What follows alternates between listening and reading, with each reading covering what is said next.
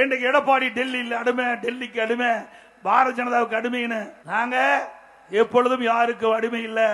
என்றைக்கும் அனைத்து இந்திய அண்ணா திராவிட முன்னேற்ற கழகம் உழைக்கின்ற உழைப்புக்கு நம்பி இருக்கின்ற கட்சி. மக்களுக்கு நிறைய திட்டங்களை கொடுத்து, நன்மைகளை கொடுத்து, அதன் மூலமாக மக்களுடைய ஆதரவை பெற்ற இயக்கம் அதிமுக இயக்கம், அதிமுக அரசாங்கம். உங்க கட்சி அப்படி அல்ல. இன்றைக்கு சட்டமன்ற தேர்தல் நடைபெறுகின்ற ஒரு காலகட்டத்தில் திமுக காங்கிரஸ் கூட்டணி வச்சது.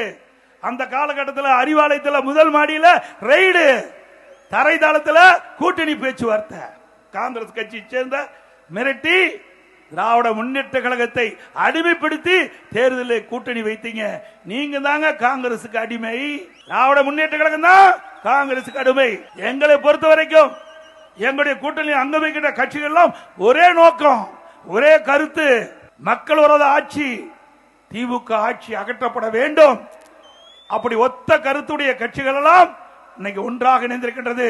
அண்ணா திமுக, பாரதிய ஜனதா, தேசிய ஜனநாயக கூட்டணி என்ற அமைப்பை ஏற்படுத்தி அந்த கூட்டணிக்கு அண்ணா திமுக தலைமை தாங்கிட்டது. அண்ணா திமுக ஆட்சி அமைக்கும். எங்களுடைய கூட்டணி வேட்பாளர் இபிஎஸ் என்று உள்துறை அமைச்சரே சொல்லிட்டு போயிட்டார்.